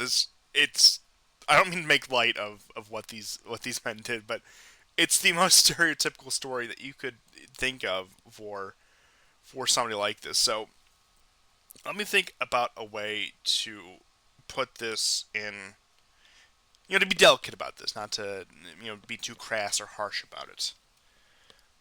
So there's a mutiny at the Sde Timan base in southern Israel and the Bet Lib base in central Israel over these soldiers that have been detained for the alleged rape of Palestinian prisoners. And top IDF officers, including Chief of Staff Lieutenant General Herzi Haveli, have stopped critical discussions on the north, a potential operation against Lebanon, to deal with the infiltration of the bases because protesters have marched on the base demanding the release of these men, both military and civilian alike. And this is derailing their preparations for military operations in southern Lebanon against Hezbollah because the protesting and the rioting near and on the bases has been such a major distraction. And you have forces that were in Gaza that have been sent to contain the protesters and the rioters, and that you have withdrawals from these forces from the Gaza Strip in order to contain this, and that military police have been told to hide their faces because of this. And so far, you've had 3 battalions that have received a summons to return to protect the Bet Lid base in central Israel, including the Battalion 50 in Nahal, the Sarayat Nahal, and David Hasharon 46 from Brigade 401. And this is a level of unrest not comparable with the protests against Netanyahu, but it's one of the bigger protests in recent Israeli history over, like I said, these men who allegedly sexually assaulted these Palestinian prisoners. Now, it never clarified whether these were men or women or the age. Very sparse details on the alleged victims, and frankly, I think we can all draw our own conclusions, and I don't know, maybe it's better it stays that way, that we don't learn more and have the story become even worse than it already is. But to move on, the main story with Israel is, of course, the assassination of Hamas political leaders, particularly Ismail Haniyeh, excuse me, and the initial strikes into southern Lebanon and the announcing of the operation. So, starting with probably the major story that kicked this off was the children who were unfortunately victims of a missile in the Golan Heights, in Israeli-occupied Golan Heights. They were Druze children, which is a very small ethno-religious group in the Levant, and typically, for any of you who know anything about them, the Druze are very loyal to whatever country they happen to be at the time. So, in Israel, uh, they are conscripted. They're loyal citizens of Israel. In Syria, they go along with the Syrian state. In Lebanon, Lebanon's political situation is a bit more fragmented, so it's a bit less clear there. But the point being is, it seems like no matter what country they're in, they can form the majority. I mean, out of the sake of self-preservation. And they are an ethno-religious group in the most literal sense, where it is a set of religious practices that splintered from Islam in I think the 8th century, and the only Druze are those born into the religion, those of the Druze ethnicity. So, like I said, it is an ethno-religious in the truest sense because you have Judaism, which is an ethno-religion, but you have Jewish converts. In fact, a lot of them, if you believe in some of the ethnic and genetic theories of some people regarding the origins of Ashkenazi Jews. We can discuss those. I don't think it's really relevant to what point I'm getting at now. The point being is, even with how much of an ethno-religious group the Jewish people are, there can be non-Jews who convert to Judaism, and depending on the criteria of whatever Jewish sect or whatever community, can be accepted as if they were an ethnic Jew themselves. But the Druze are different in that sense, and not to get too much off on the category of ethnography, but to get back to the actual story. A missile landed on a soccer or football field in the Golan Heights, the Israeli-controlled Golan Heights, and there were 12 children who were victims of this. Now, Israel almost immediately accused Hezbollah for this because they said it was retaliation for the initial strikes in Lebanon. Hezbollah denied it. What looks like happened was, because of the skirmishes, a missile that was fired by one side or the other fell on that, and it was collateral damage in the most literal sense. And I mean, the Israeli narrative that this was some sort of retaliatory strike against Israel into the Golan Heights, which of course Hezbollah believes is Syrian territory. They recognize Syrian territory against a non-Jewish, non-Israeli population. It doesn't add up in that regard. Now, am I saying that Hezbollah wouldn't fire rockets at Druze under certain conditions? I mean, they probably would. They're very hard, tough militant organization. For better or for worse, they're battle hardened and they are ruthless. And they use that ruthlessness to accomplish their goals. So, in the abstract, you can't say they absolutely wouldn't, but given the current details, it just does not add up. But this ballooned over into what eventually became the assassination of Ismail Haniyeh. So, Ismail Haniyeh was one of the chief negotiators for Hamas. He is a Palestinian, but his residence is in Qatar. Like many of the Hamas top brass, they're in exile in Qatar. And just a brief biography on him: he was born in Gaza in 1962, joined Hamas in the late 80s during the first Intifada. At age of 62, he served as Prime Minister of the Palestinian Authority in 2006 and 2007, after Hamas won a majority of the seats in that election. Now, after the establishment of the Hamas administration in the Gaza Strip, as a result of of course, the faction with Fatah that happened around 2007, Haniyeh served as leader of the government in Gaza from 2007 to 2014. He was replaced. He replaced Khaled Mashal as the political bureau chief in 2017. He left Gaza in 2019, living in Turkey and Qatar, building up authority to represent Hamas abroad. And his most recent foreign trip is that he went to the funeral of Qasem Soleimani after his assassination in 2020, and he also went to the inauguration of Ibrahim Raisi, the now late president of Iran, who of course died in the helicopter crash about 2 months ago in 2021. So he wasn't bound to Qatar by any means, and like I said, one of the top brass there in Hamas, in Gaza in general, even within the Palestinian government, going back to before Hamas and Fatah had their split. And we had the reconciliation talks in China between Hamas, Fatah, and about 14 other Palestinian political and militant organizations. We'll see if those hold, or if any sort of united front is formed with that. So, point being, it wasn't out of the picture that he would be going to Pezeshkian's inauguration, which took place on the 30th of July. And the Israelis claimed that they assassinated him by tracking him through WhatsApp, through communication with one of his sons. Now, he is not the first member of his family to actually be killed by an Israeli strike. That, of course, his family has been entrenched in politics, particularly the Hamas movement, more or less since inception.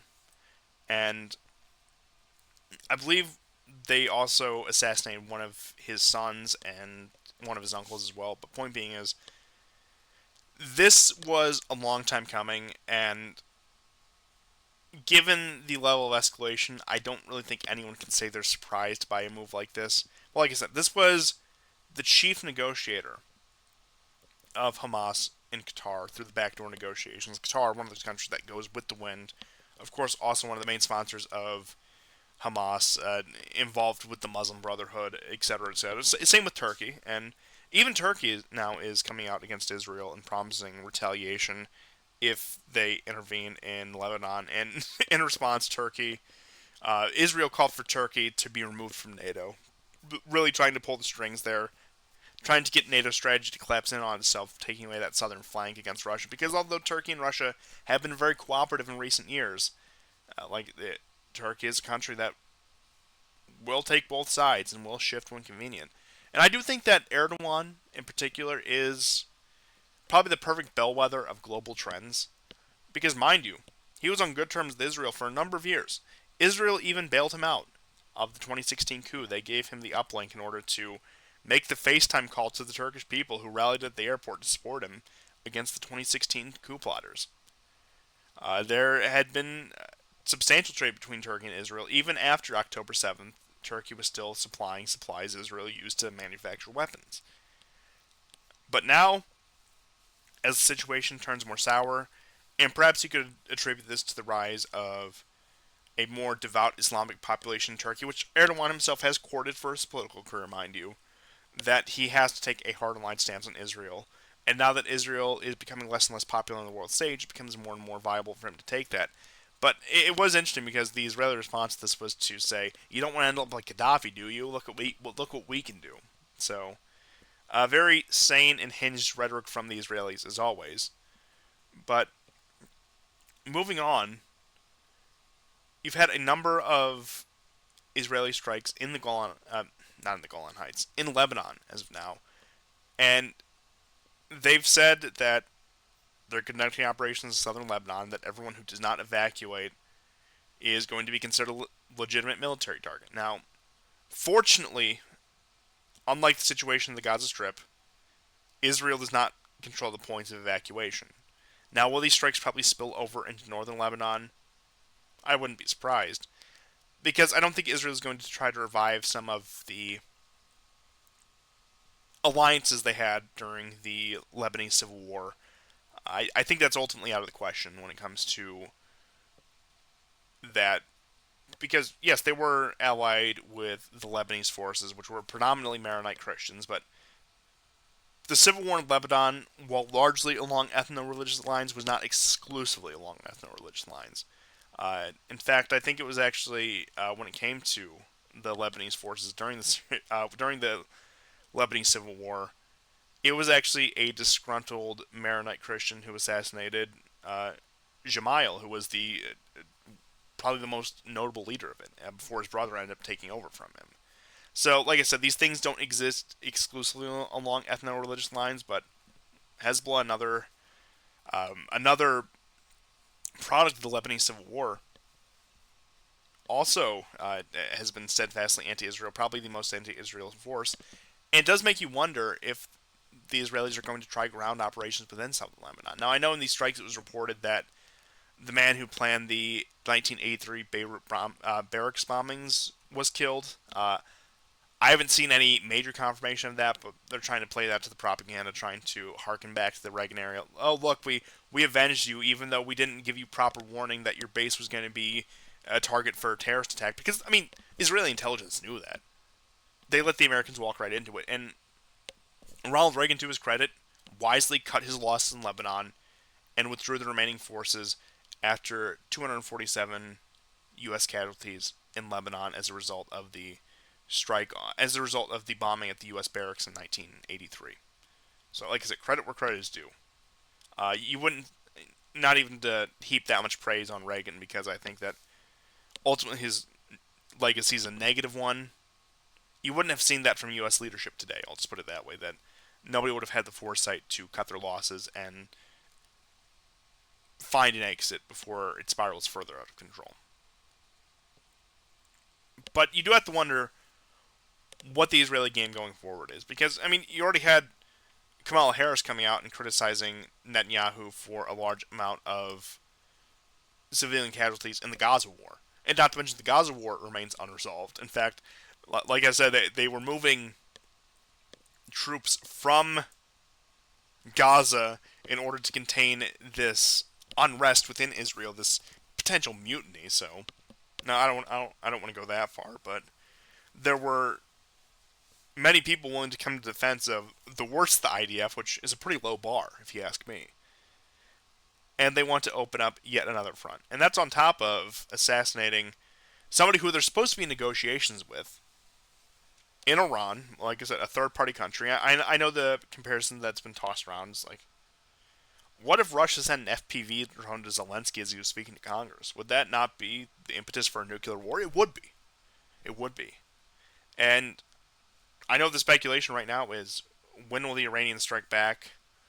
Ali Khamenei, the supreme leader of Iran, Ayatollah Khamenei, not Khomeini, who was the original one, has said that Iran will retaliate. Now, I know that people are expecting to be what it was in April, this tit-for-tat game where Israel blows up the embassy, or the embassy annex, if we want to be technical. Iran sends a barrage of missiles and drones into Israel that don't do severe amount of damage, but show the Iranian reach, show the Iranian capability. And it's possible that if we're to take the Iranians at their word, that if we're to take Hezbollah at their word, that this could eventually spill over, and that this could actually be the incident that triggers a wider regional war. Especially if, and who knows what backdoor guarantees were made to Netanyahu from Congress, from Harris, from Biden himself, or hell, for Trump, for all we know. He met with Trump, as we know. That some sort of U.S. support has been pledged to his Northern Front operation. And people question the logic of, oh, why is Netanyahu moving north? Why is Netanyahu moving into Lebanon when he hasn't even finished his Gaza war? Well, as he said in his own speech, upwards of 80,000 people from northern Israel have fled from northern Israel, and they've been displaced internally. And what he didn't tell you is many of those people displaced in northern Israel up and left the country. People up and left the country, thousands of people have up and left the country since October 7th. They no longer feel secure in Israel. And if you ask me, that is the strategy of the so-called axis of resistance, to create a lack of confidence in the fortress that's supposed to be the Israeli state. That in order to drive off what they see, and I'll say for my personal opinion, at least for this instant here, what these people see as the Zionist colonial project and the Zionist settlers, they want to drive them off, and the best way to do that is to break the sense of security, break the sense of Israeli invincibility, which I think is probably the most crucial thing that happened on October 7th. That the descendants of the people who moved to Israel, the out-and-out Zionists, the Ashkenazi Jewish population, the Sephardic Jewish population, all the people who resettled in Israel from 1947 onwards, and their children, their descendants, lived under at least some illusion of security, that Israel was an impenetrable fortress. It defeated all our neighbors in multiple wars. Look at 1948, look at 1967, look at 1973, etc., etc., etc. But what October 7th is showed, or the equivalent of 29/11s to put in Netanyahu's own words, which was a very ridiculous line, but I'm not going to sit here and go over the Netanyahu speech word for word again. But to actually discuss the operation in southern Lebanon, in northern Israel, In brief, it's so the people of northern Israel can feel secure to go home, and that is Netanyahu's ultimate goal. And also, of course, the further the war is extended, the further he gets away from facing justice for his crimes, because on the precipice of all of this, before October 7th happened, he was under immense political pressure. The streets of Israel were flooded with protesters, night in and night out. So, on top of securing the northern flank in terms of making the population feel secure, he needs some sort of adversary. He needs somebody to rattle his saber against or outright engage in combat against in order to justify his remaining in power. And I don't know, perhaps once he wins this, he'll have the 11 adoration that will keep him in power, which, I mean, looking at the fate of wartime coalitions after the war, it's usually not good, electorally speaking at least. I mean, Churchill never stayed in power beyond the war for a reason. But to move on to the question of what the operation would actually look like. Mind you, this is the same IDF that cut its losses and ran from Lebanon in 2006 after the very brief amount of fighting that took place in 06. And that was mainly because of the mothers of the deceased IDF soldiers entered into protest, and that forced the hand of the government to cease the operation against Hezbollah the first time.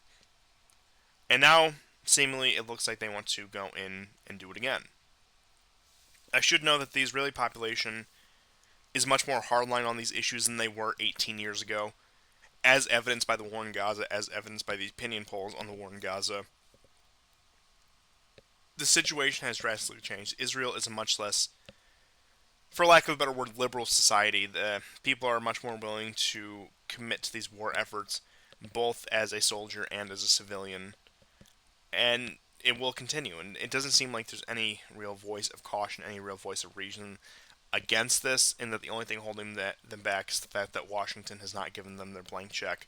Which it looks like, if we're to believe the results of Netanyahu's speech, was to gain the support of the American administrative state, with or without Biden's approval. It looks like that did occur, and that we will be getting operations in southern Lebanon because of that. And Hezbollah has only increased its number, increased its stockpiles.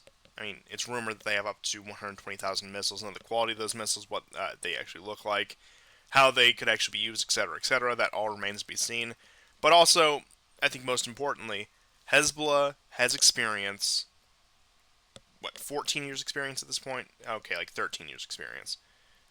Getting down and dirty, fighting in urban warfare, fighting in adverse conditions, having participated in the Syrian civil war, and actually having been some of the most effective units of the Syrian civil war on the side of the Assad government. So, Hezbollah and other Iranian-affiliated groups in the area, but mainly Hezbollah, have that combat experience that the IDF doesn't really. I mean, I suppose you have the units in Gaza, but, I mean, look at how much the Gaza front has stalled out. Despite the massive bombardment campaigns, they haven't really dislodged the militant wing of Hamas in any real sense. And I suspect that with that, you're not going to get a dislodging of Hezbollah either. And that this is just going to continue to mount IDF casualties and continue to degrade security, feelings of security in Israel, and stability in Israel. Barring an outright American intervention, I mean, especially in an election year, the only way I could see an American intervention really get pulled off is we dedicate air and naval support. The Israelis do all the ground fighting. We pick up the slack that they have for their air forces and for their naval forces and for their missile launch capabilities. Like I said, largely a support role. And you already have increased U.S. strikes in the region, so this isn't unheard of. And I think we're going to try like hell to avoid a direct confrontation with the Iranians, just because of the nature of the situation. But in terms of funding and intelligence and other secondary support, I suppose you call it, let's say, less hands-on version of sport. Israel has that. Israel has had that for a number of years now. But I do think that if this operation is continue, it's a pretty good indication. Not a guarantee, but a pretty good indication that they have been pledged some degree of direct support from the U.S., whether that is just a few key strikes on positions of Hezbollah in Lebanon or in Syria. Maybe I doubt they would go strikes into Iranian territory itself, at least not until a new administration is in office, whether that be Trump or Harris. I think, given the likelihood of it, Trump would be much more likely to do that than Harris, because Harris would be more focused on, say, the Ukraine issue, trying to salvage that. But we also need to keep in mind this is the same U.S. air and naval force that have failed to dislodge the Houthis since December. So that is one thing to bear in mind here.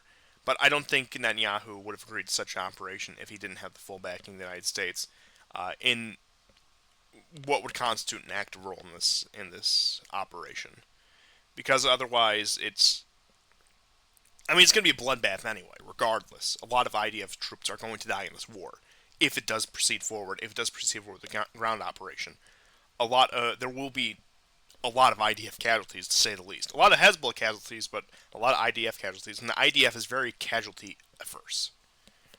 Or, who knows, the Israelis could stick with their own carpet bombing campaign and just vow to flatten everything in southern Lebanon, including Beirut, I guess, because they can do it without impunity. But that will remain to be seen. I suppose that will depend on what Netanyahu really needs to shore up his own popularity and his own support. Like I said, I imagine these next few days will give us a whole wealth of information, and I'll try to get back to that as soon as possible, especially if there's any major news. I'll try to cover that before a week has passed, just to keep everyone up to date on that. But moving on to probably the final story of the night, because domestic U.S. news is not much. I'll just go over what briefly there was before I get on to some stuff about Venezuela. So amid all the aforementioned developments, barring the prisoner exchange between the U.S. and Russia, Biden has been radio silent this entire time. Which, looking at some of the orders he signed, looking at his actions, of course, with withdrawing from the race, all of that, his incoherent address, this is probably all being coordinated through Blinken, Sullivan, Yellen, and like I said, the Regency Council, as I had put it last time. And I don't know, perhaps it was Blinken who greenlighted this and said, by all means, Netanyahu, go for it. Because, as we all know, Blinken, after October 7th, his first visit to Israel after October 7th, said himself, "I'm here as a Jew first, and as the Secretary of State of the United States of America second." His words, not mine.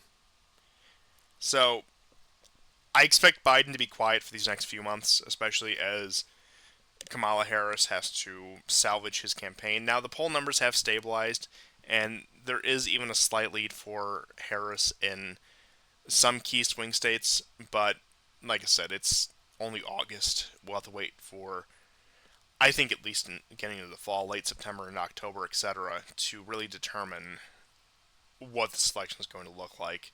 So I don't want to put any sort of predictions on this so far. I will just reference the election betting odds. Let me just get the most up-to-date numbers here, because, like I said, they're not infallible, but I do think they give an interesting insight. So, as it stands now, Trump stands at 51.4% chance, according to election betting odds, with Kamala at 46.3%, and then some various, I don't know, maybe last-minute replacements of the DNC, all ranking below 1%. But also, when it comes to the vice presidential nomination for the Democratic Party, that can make or break the ticket. I know that Pete Buttigieg was discussed, even though I don't think he's going to actually break the ticket. The betting odds have Josh Shapiro, governor of Pennsylvania, one of the key swing states in play, at 68.1%.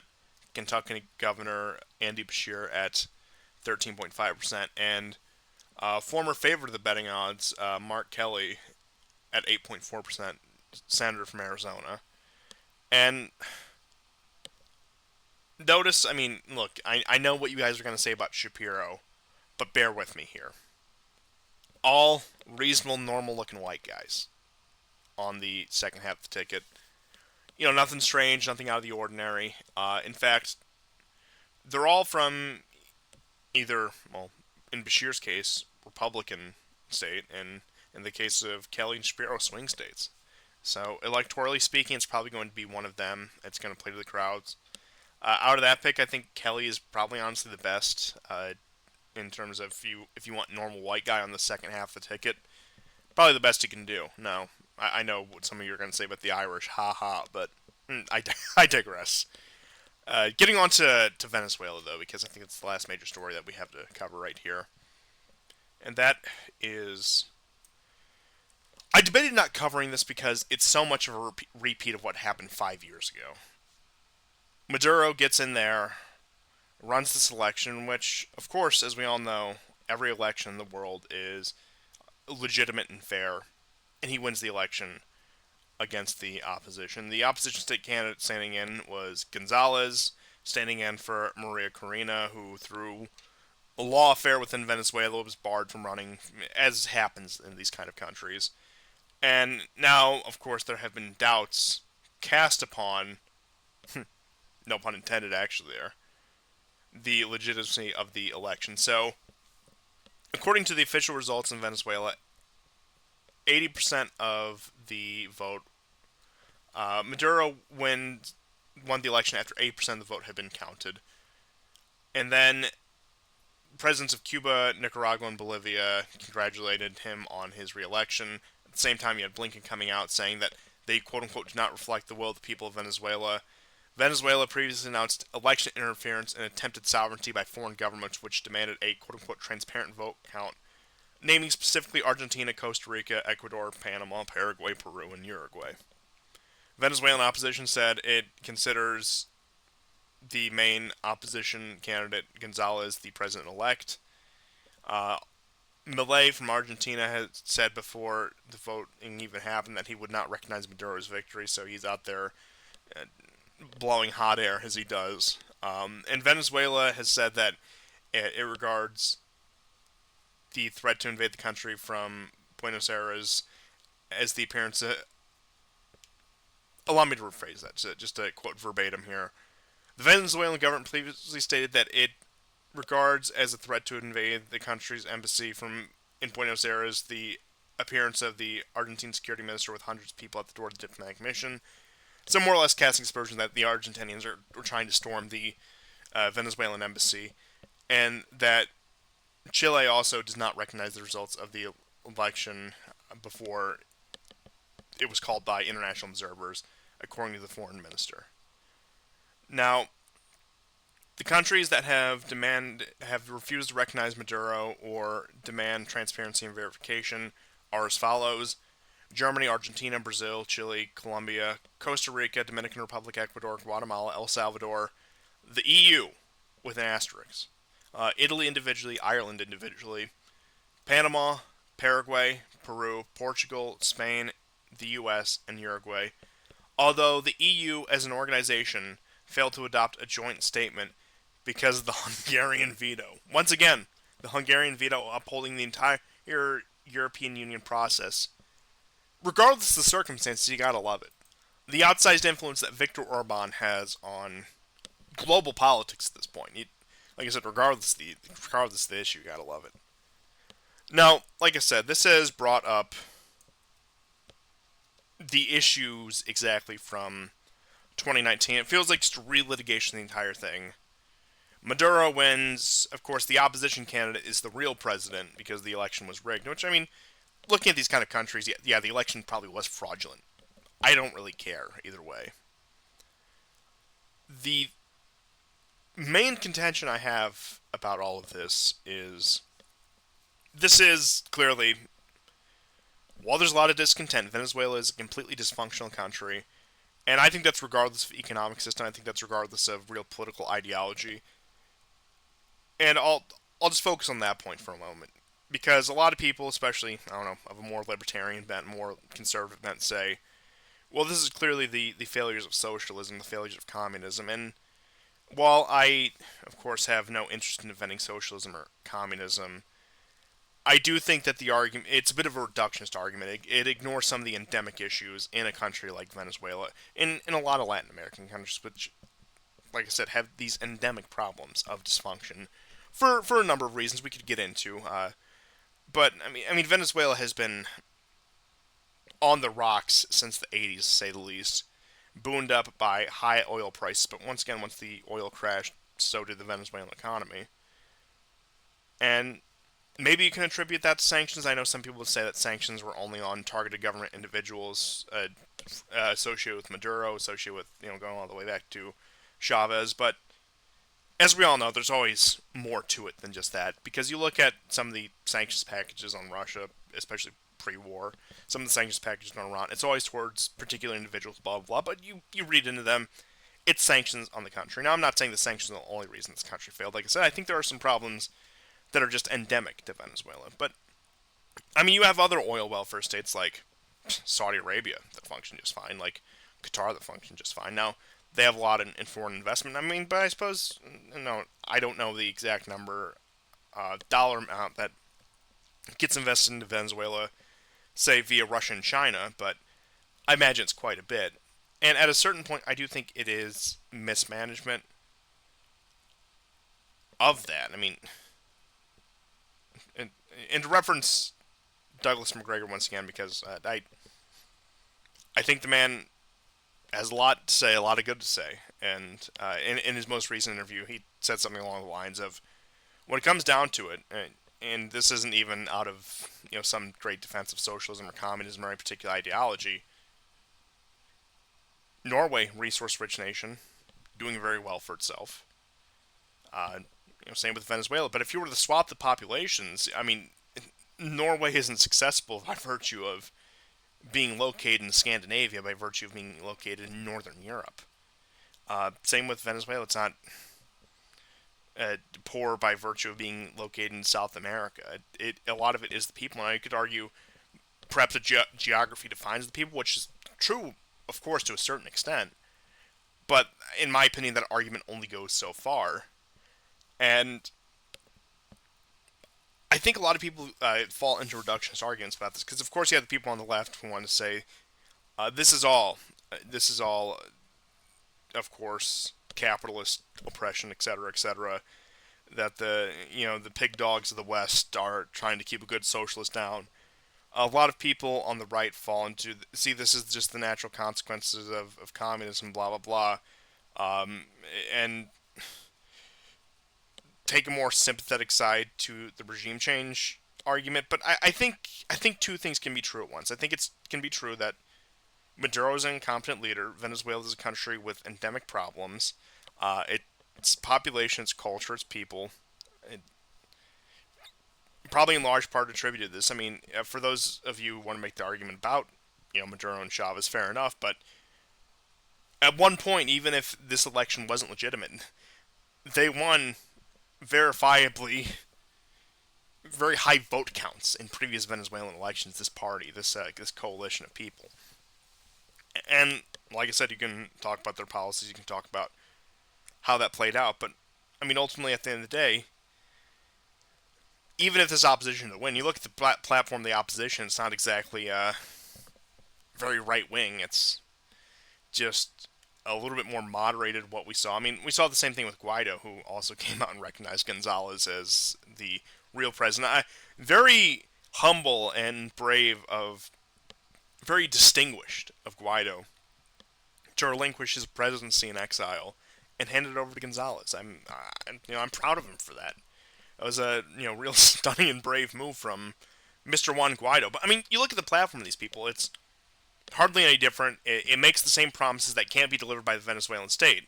I think a lot of people are under the impression we get rid of Maduro, it's done. The country is fixed. I mean, how are you supposed to fix a country like this?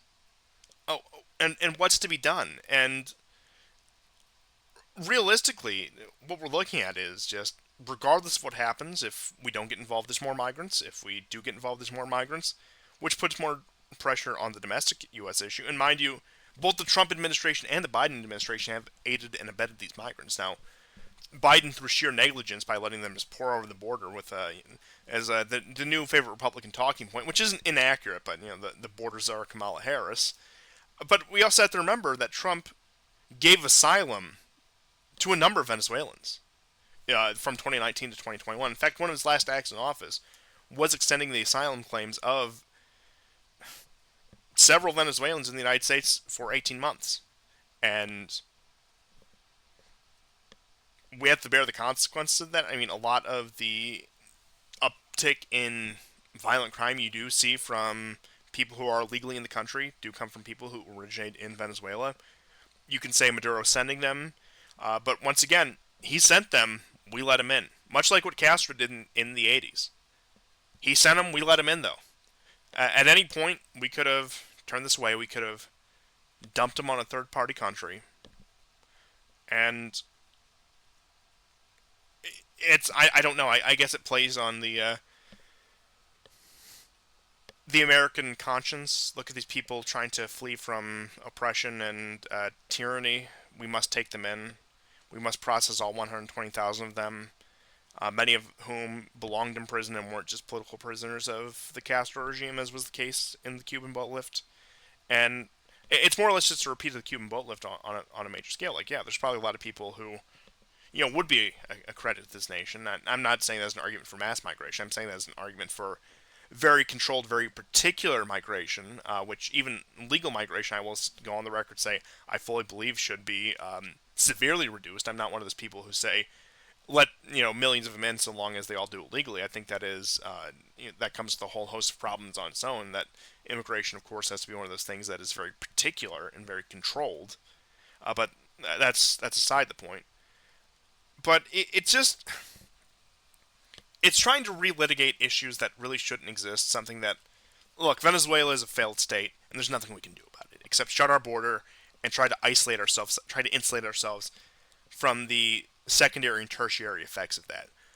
But also, I will say, probably the most important takeaway we can have from Venezuela, both in 2019 and in 2024, is just the level of incompetence that has creeped its way up through the American empire, both the intelligence agencies and the State Department. If we wanted a Latin American leader gone at any point in the Cold War, it was done. It was over. We had a coup in place. We had some sort of military operation.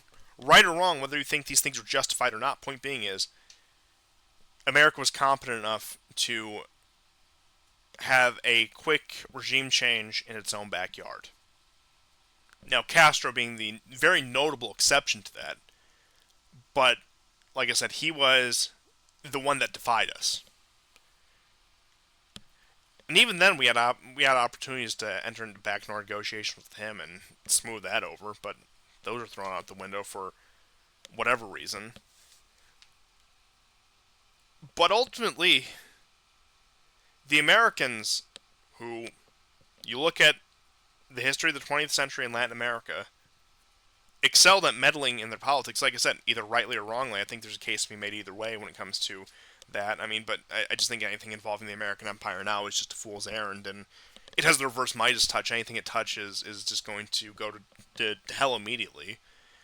It's not going to improve any situation. So even those who might sympathize with the Venezuelan opposition, I just don't see the argument that and I'm not even saying a lot of these people say we should get involved, but I don't understand why there's any other take than we shouldn't be touching this with a 30-foot pole. We should be, like I said, insulating ourselves from the effects of this and trying to prevent the spillover. Because, like I said, this is a failed state. There's migrants all over the place, and if we had a competent administration in Washington, and like I said, one of Trump's failures is he should have been putting pressure on Colombia and other Latin American states to deal with the consequences of this, regardless of whether he was going to pursue regime change or not. And Trump was really wishy-washy on that. I know he recognized Guaido, but then also kind of chickened out last moment, and then you have Bolton running his chops, whatever. But point being is, like, if there was a competent government in Washington that actually represented the American nation and its people in the real sense, not this abstract sense. We'd make it clear that this is the problem of Colombia, this is the problem of Brazil. You deal with these migrants, we don't want nothing to do with this. But no, it's not going to go that way. And it's going to be compounded by incompetence because, like I said, 40, 50 years ago, there would have been a coup, there would have been some sort of swift action, and this would have been over and done, and nobody would have said anything. But now we have these long, drawn-out, protracted color revolutions that aren't going to bring any change and arguably might make the situation worse. You might be wondering how the situation in Venezuela can get worse, but I will remind you, in most cases, it can always get worse. It can always get worse. And I don't want to have to deal with the secondary and tertiary consequences of that. And we've already seen what that looks like in America with the current immigration crisis. And I have no interest in expanding that. And also, we continue to get egg on our face either way, so we might as well take the path of least resistance, as far as I'm concerned. But that's really all I had for today. Of course, we'll see you guys next time, and goodbye.